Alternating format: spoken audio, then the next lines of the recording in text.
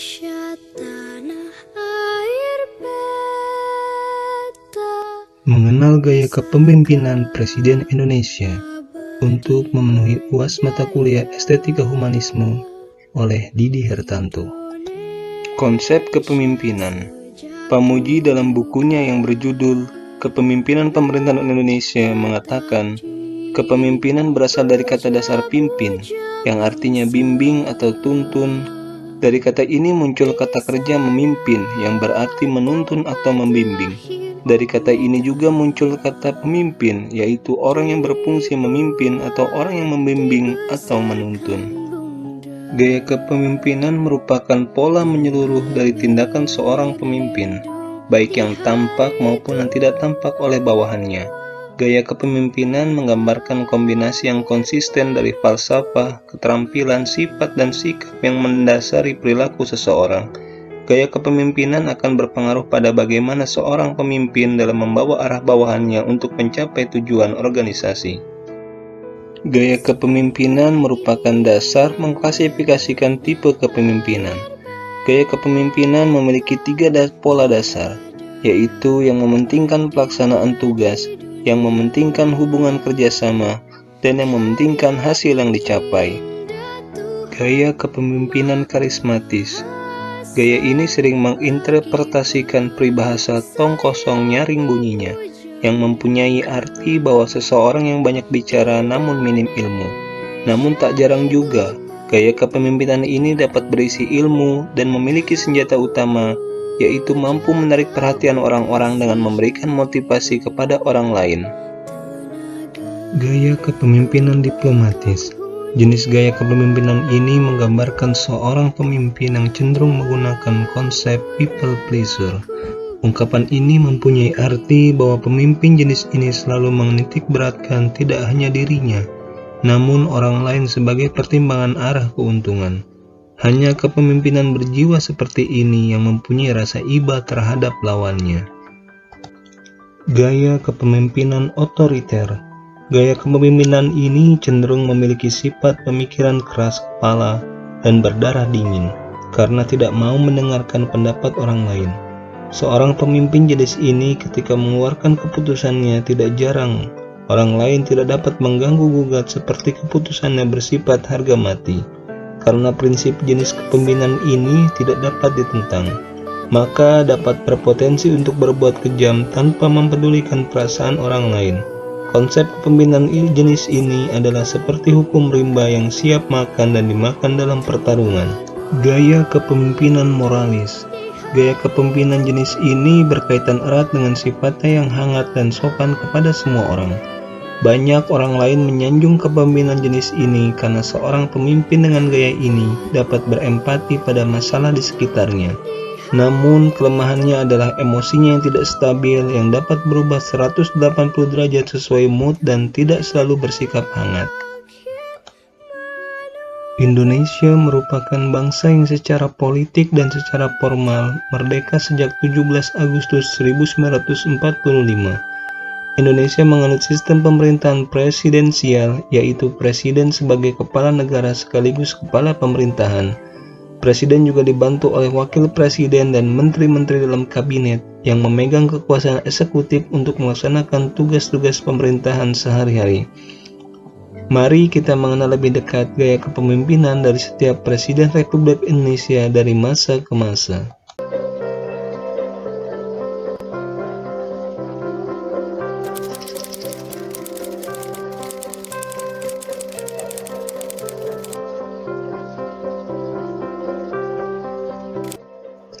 Soekarno lahir pada 6 Juni 1902 di Jawa Timur dari Raden Sukeni Susrodiharjo dan Raden Ajeng Ida Nyomandrai, yang saat itu termasuk dalam keluarga bangsawan dan merupakan keluarga terhormat jika dilihat dari secara struktur sosial. Sebagai seorang pemimpin, Soekarno disebut sebagai sosok yang sempurna, terlebih dalam memimpin negara Indonesia yang sangat luas dan beragam ini. Soekarno tidak hanya berkarisma dan berwibawa, tetapi ia juga seorang cendekiawan dan ideolog.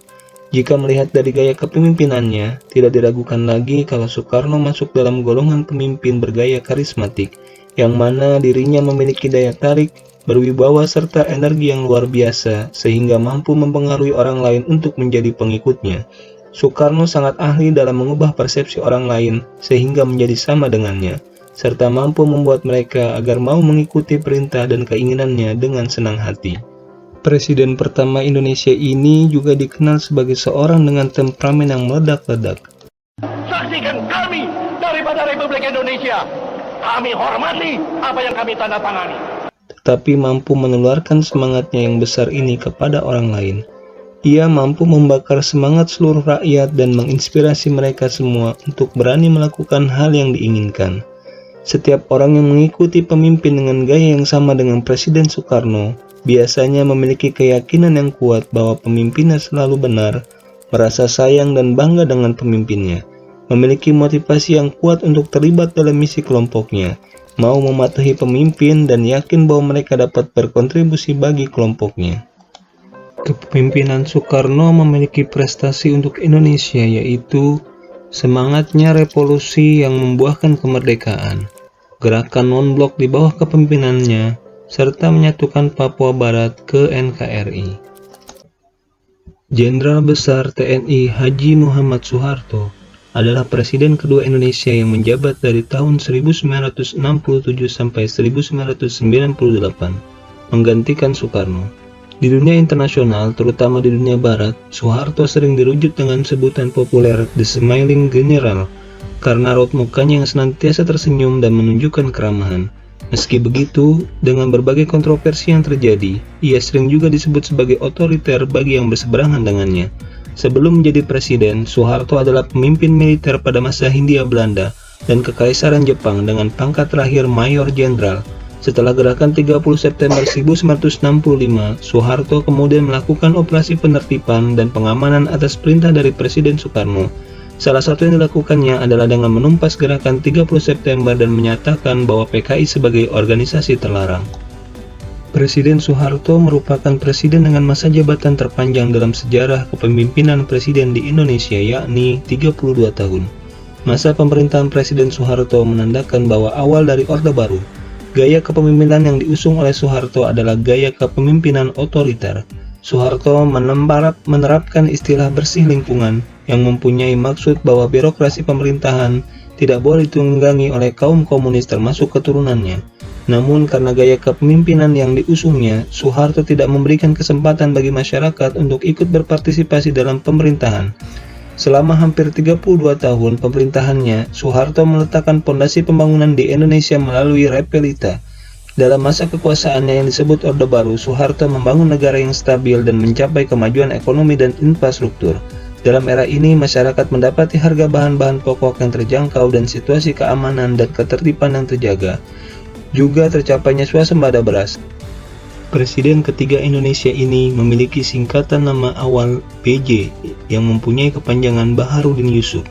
B.J. Habibie mempunyai kegemaran di bidang otomotif terutama pada pesawat. Beliau banyak menoreh prestasi selama masa hidupnya, salah satunya adalah pesawat N250 Gatot Kaca yang menjadi bukti bahwa Indonesia mampu membuat produk pesawat sendiri untuk bersaing di kancah internasional. Gaya kepemimpinan B.J. Habibie adalah transformasional, yaitu memiliki visioner, cita-cita yang membawa perubahan besar di masa kini dan masa mendatang. Hal ini terbukti dari keinginan B.J. Habibie bahwa Indonesia mampu membuat karya sendiri yang tidak kalah dengan karya buatan negara lain. Baharudin Yusuf atau B.J. Habibie ialah jelas sosok yang penuh dengan rekam jejak keberhasilan dan milestone sebagai buah terwujudnya visi dan teori ke dalam realitas. Sosok multidimensial yang berpulang di RSPAD Gatot Subroto Jakarta di usia 83 tahun pada Rabu 11 September itu meninggalkan begitu banyak jejak kepemimpinan. Bukan hanya sebagai Presiden ketiga Republik Indonesia, lelaki kelahiran Parepare, Sulawesi Selatan 25 Juni 1936 itu semasa hidupnya meninggalkan begitu banyak inspirasi yang patut diteladani.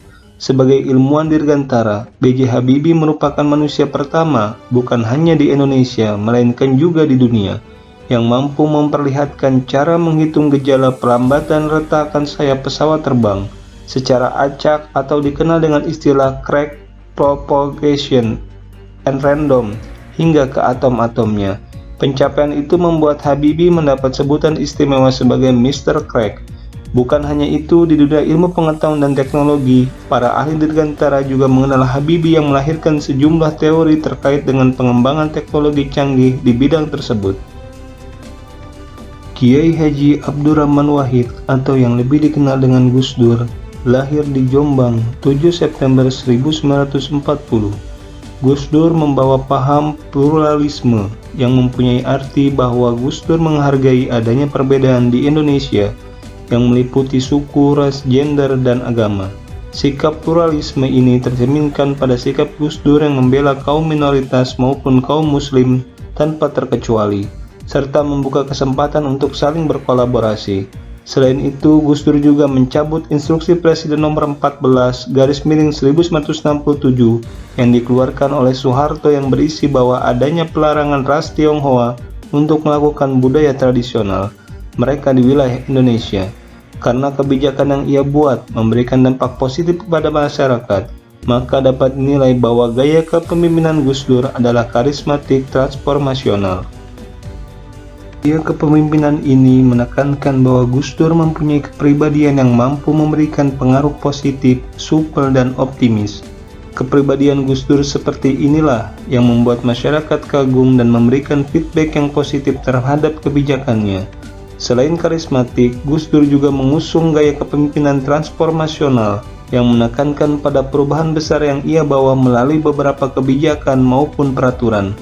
Namun kelemahan dari kepemimpinan Gus Dur adalah ia tidak menyukai kompromi dan tidak suka ditentang mengenai pendapatnya. Hal ini menyebabkan kecenderungan adanya gesekan antara Gus Dur dengan birokrat lainnya. Kepemimpinan Presiden Megawati Soekarno Putri. Profesor Dr. Hajah Diah Permata Megawati Setiawati Soekarno Putri adalah Presiden Indonesia yang kelima yang menjabat sejak 23 Juli 2001 sampai 20 Oktober 2004. Megawati Soekarno Putri meneruskan kepemimpinan Presiden Abdurrahman Wahid yang terhenti di tengah jalan dan menjadi satu-satunya presiden perempuan hingga saat ini. Dalam kepemimpinannya, Megawati lebih menonjolkan kepemimpinan dalam budaya ketimuran. Megawati adalah seorang pemimpin yang memiliki kepribadian yang kuat, tidak mudah dipengaruhi oleh siapapun jika tidak sesuai dengan pikiran dan nuraninya tentang cita-cita NKRI. Baginya, visi dan misi bagi pemimpin bangsa ini tak bisa lain dari visi dan misi yang tertuang dalam pembukaan Undang-Undang Dasar 1945. Perubahan visi dan misi yang berbeda dengan pembukaan Undang-Undang Dasar 1945 justru harus dicegah. Megawati merupakan seorang yang tenang dengan kepribadian yang cenderung tertutup, akan tetapi memiliki karakter dan wibawa yang kuat sebagai seorang pemimpin. Hal tersebut dapat dilihat dari kecermatannya untuk memahami berbagai konflik atau krisis yang terjadi dan kegigihannya dalam menekankan pemahaman anti kekerasan. Selama kepemimpinannya, Megawati juga dikenal tegas dan berpegang teguh pada prinsipnya, yaitu berpolitik dengan ideologi, sesuai konstitusi dan mengutamakan kepentingan rakyat. Sikap yang dimilikinya berhasil membuat Megawati meraih berbagai prestasi selama menjabat sebagai pemimpin bangsa. Dengan masa jabatan yang singkat selama 3 tahun, ada beberapa perubahan yang diusung oleh Megawati. Yang pertama adalah pembentukan Komisi Pemberantasan Korupsi atau KPK sebagai alat untuk memotong rantai korupsi di Indonesia. Yang kedua adalah pembangunan infrastruktur yang vital seperti pembangunan jembatan Surabaya-Madura atau Suramadu. Dan yang tak kalah penting adalah Megawati mampu menyelamatkan Indonesia dari krisis moneter pada saat itu. Kepemimpinan Presiden Susilo Bambang Yudhoyono. Susilo Bambang Yudhoyono atau yang lebih akrab dikenal dengan sebutan SBY merupakan presiden pertama yang dipilih langsung oleh rakyat pada tahun 2004. SBY memiliki 2 periode masa kepemimpinan, periode pertama dengan Bapak Yusuf Kala, kemudian yang kedua dengan Bapak Budiono. SBY memiliki karakteristik cerdas, tegas, dan lembut. Hal ini dibuktikan bahwa semakin meningkatnya hubungan internasional maupun kerjasama dengan negara lain semenjak masa kepemimpinan SBY. Gaya kepemimpinan SBY merupakan karismatik demokratis yang menekankan bahwa SBY memiliki wibawa dan bijaksana dalam merumuskan kebijakan.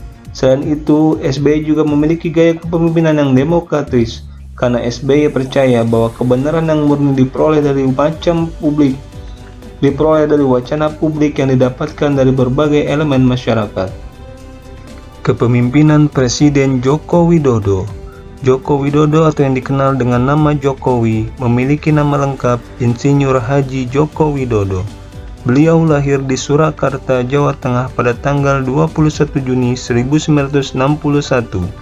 Masa kepemimpinan Jokowi mulai dari tanggal 20 Oktober 2014 hingga sekarang. Gaya kepemimpinan Presiden Jokowi ada 3 gaya kepemimpinan. Yang pertama adalah partisipatif, yaitu selalu ikut atau terlibat dengan anggota saat akan mengambil keputusan atau kegiatan seperti tindakan belusukan yang sering dilakukannya. Kedua, yaitu karismatik, yang dimana Jokowi dapat menyelesaikan masalah yang dapat menarik perhatian orang lain. Ketiga, yaitu transformasional, yaitu mengukur hubungan anggota dengan kepemimpinannya sejauh apa. Dalam masa pemerintahannya, Presiden Jokowi telah mampu meratakan pembangunan yang ada di Indonesia, yang dimana infrastruktur dibangun tidak lagi hanya fokus di Pulau Jawa, tetapi juga di luar Pulau Jawa. Presiden Jokowi juga memiliki citra seorang pemimpin yang dekat dengan masyarakatnya. Itulah identifikasi atau analisis gaya kepemimpinan Presiden Indonesia yang memiliki berbagai gaya dalam memimpin dan juga hasil kerja yang berbeda. Bagaimanapun gaya kepemimpinan presiden yang pernah memimpin Indonesia tentu sangat membawa pengaruh pada negara dan masyarakat Indonesia. Di balik kelemahan saat masa kepemimpinan presiden Indonesia, ada kelebihan dan keberhasilan yang diraih tentunya merupakan hasil kerja keras pemimpin negara yang dapat kita ambil pelajarannya. Terima kasih atas segala kekurangannya. Wabillahi taufiq wal hidayah. Wassalamualaikum warahmatullahi wabarakatuh.